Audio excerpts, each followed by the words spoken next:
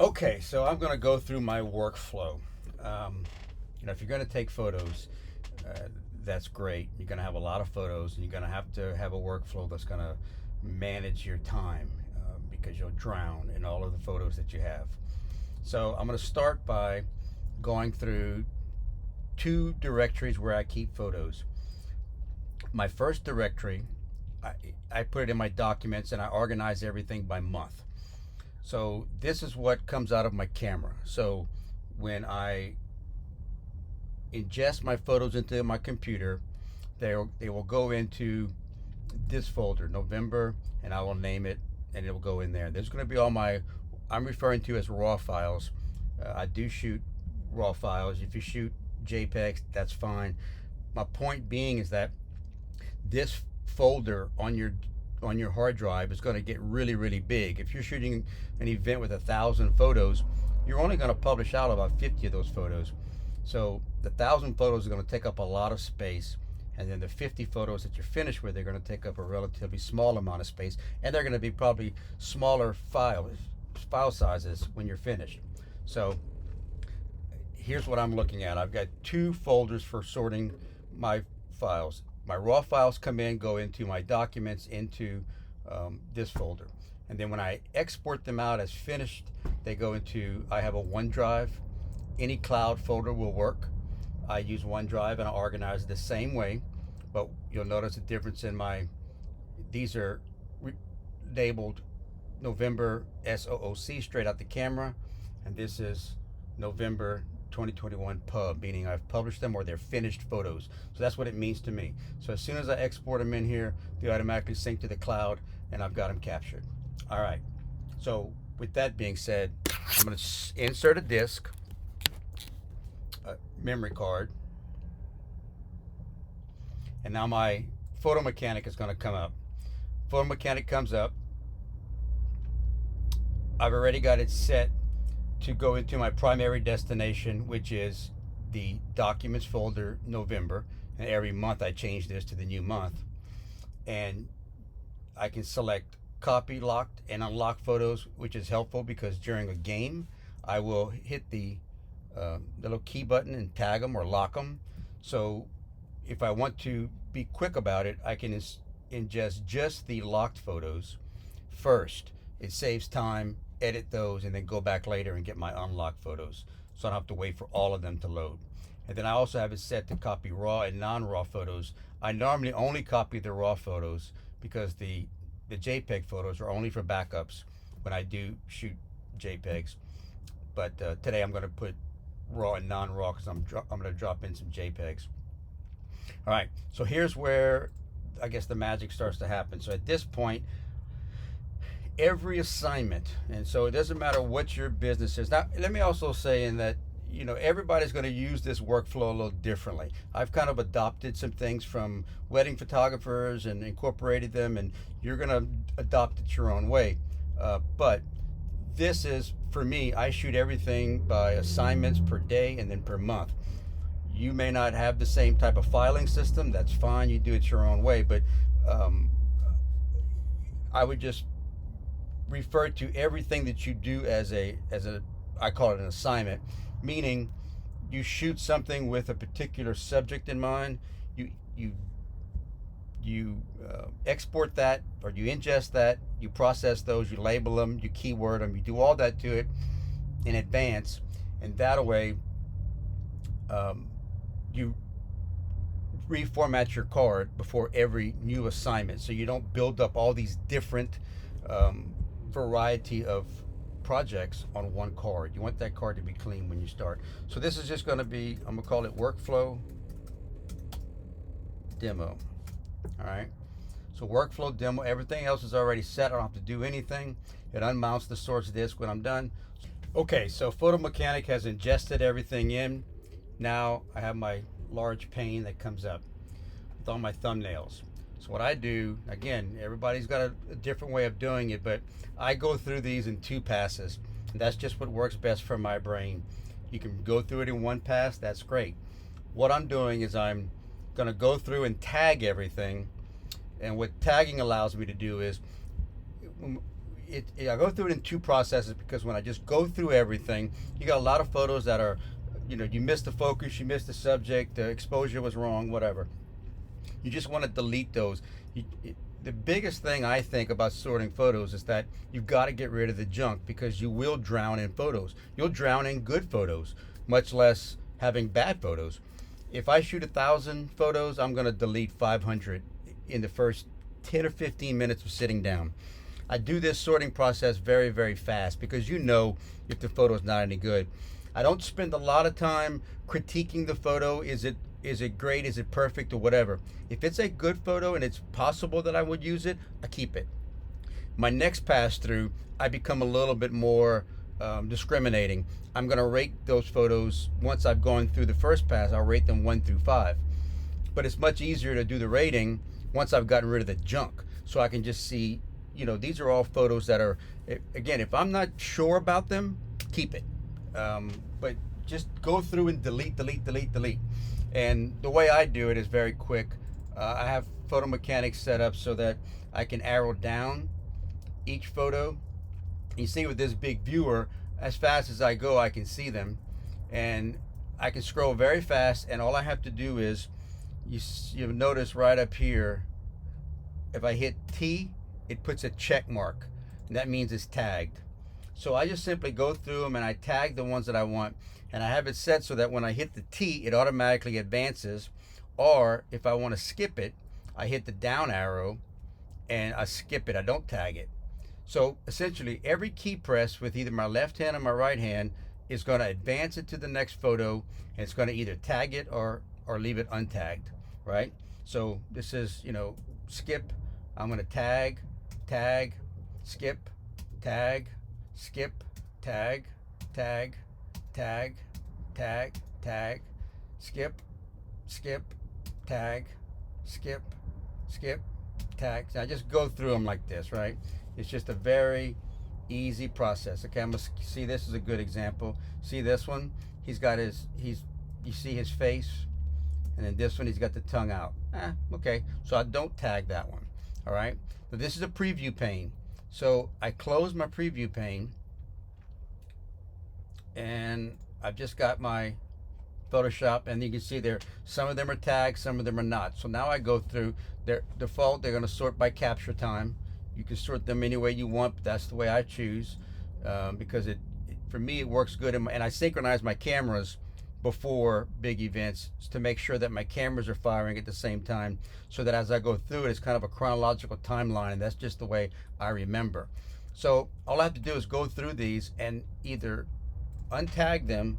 So I highlight them with Control A, and then I can simply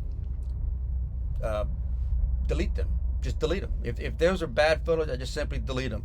If they're untagged, but yeah, maybe I want to look at them later, whatever, fine. Then I just go in and rename them. So I'll rename them to, I call it delete, because they're not going to have any value to me later on. All right. So then I go back and look at all. All right. Now I can sort by tagged. So just the ones that I tagged are here. Now when I go through them, I do the same thing, but I'm going to go through these and give them a 1, 2, 3, 4, 5.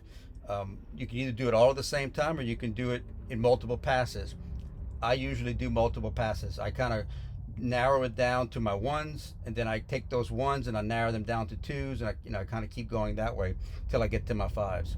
So you just go through them, give them the number that you want, and then you can sort them by ratings and pull them up that way, whatever you want to do.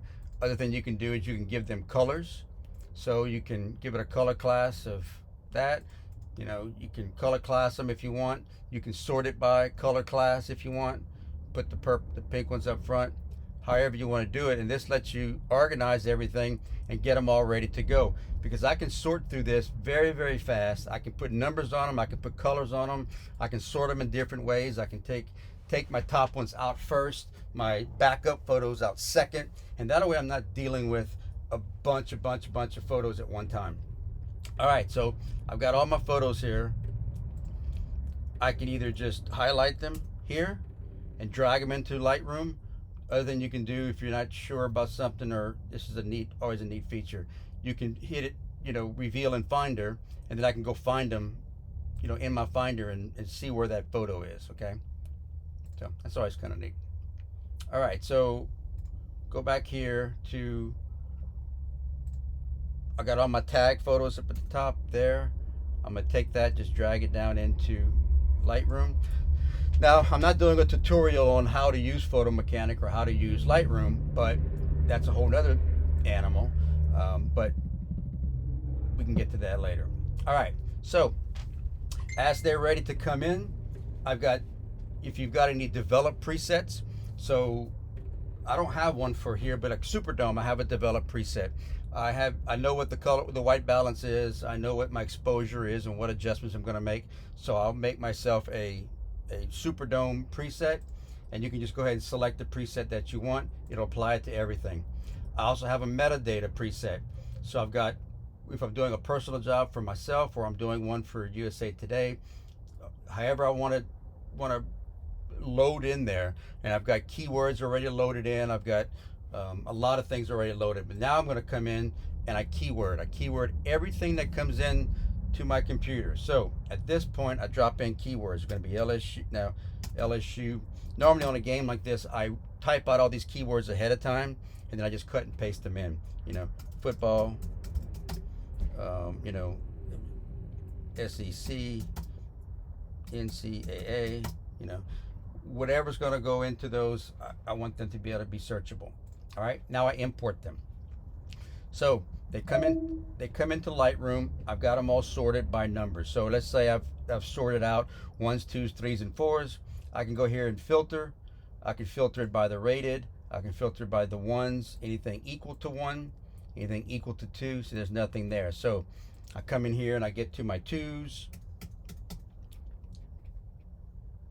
and there's 2s. All right. But before I do that, I skipped this part. So they all come in. So when they all come in, what I like to do is, before I do anything, I just highlight all of them, Control A, and then I go in and give each of them, I give it a title. So this is going to be LSU football. All right, and then it's got the date on it. And then I come in and I drop a generic tagline to everything. So LSU takes on Florida.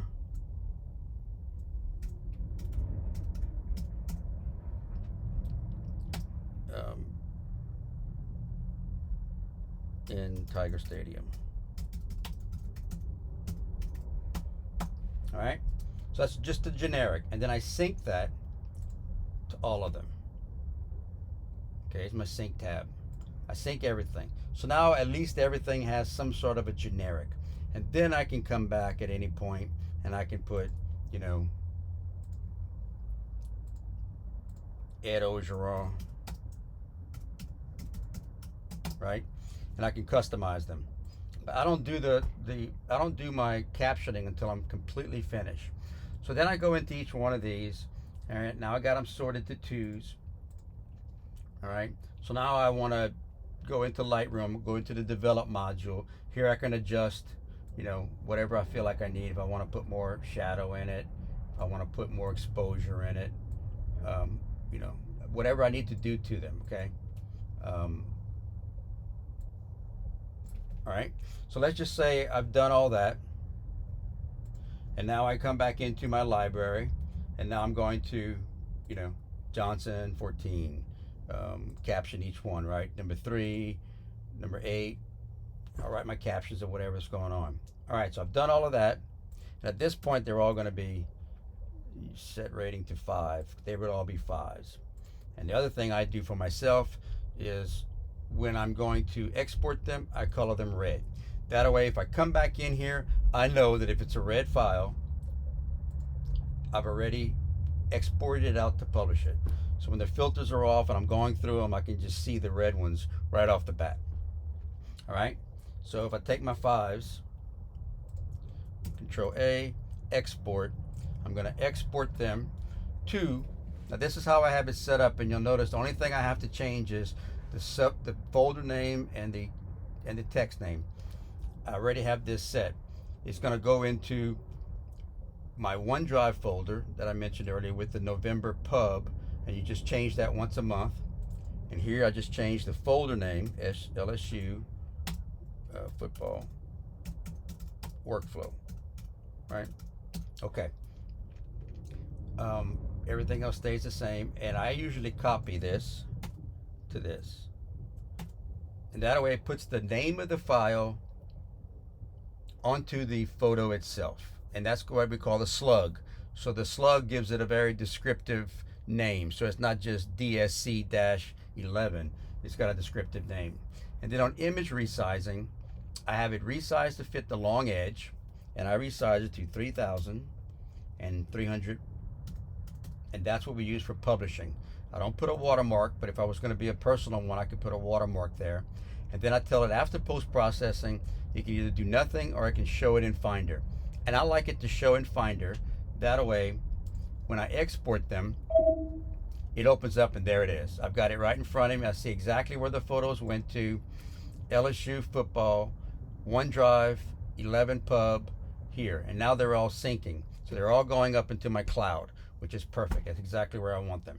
So again, my naming configuration on everything that I publish is going to be it's all by assignment. LSU Auburn, LSU Florida, Notre Dame, Ochsner. I just name everything by what I call the slug. And this is all going into my OneDrive.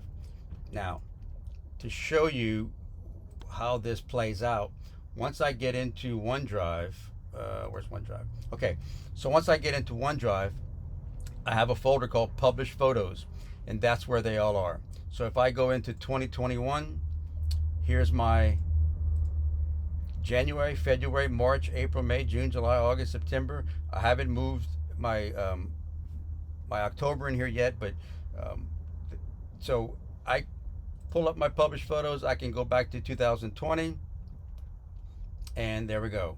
I got every month from 2020. Pick a month, every photo's in there. And those are just my published photos, because the published photo folder is going to be much smaller than the raw photos. So the raw goes to an external drive, and so does my published, but my published also goes there. So if I'm talking to someone and they say, hey, I want to see these photos, or hey, can you send me that, I can go on my phone, pull this up. All I'm doing is grabbing a link, share it. It'll pull up a link, get the link, I copy that, and I email you that link, and you got all the photos from that assignment. It takes seconds, and I can find almost anything because everything is keyworded. So I can search, I can just simply go in here and search my main directory and find every LSU photo in here, every UL photo, whatever I want. So that's it in a nutshell. So as I go through them, I sort them, and I'm done. At this point, everything is done. Now what I also do when I finish an assignment is I sort by unrated, because there'll be a lot of photos that come in here that didn't have a 1 on them. I tagged them, but I didn't give them a 1. I skipped over them. There may have been a burst of photos and I picked one but didn't pick the others, but I keep them because I may need to go back. Maybe when I zoom in and look at them closer, remember the one that I showed you with Ogeron's tongue sticking out? I may not have noticed that when I was doing it really fast, but I can come back into it, find what I want. So then I pull up the untagged, and it'll be several hundred photos, and I delete those because I know I'm not going to need the untagged photos later, and then I'm done. So that's it. That is my tutorial or my workflow. Hopefully it's been helpful.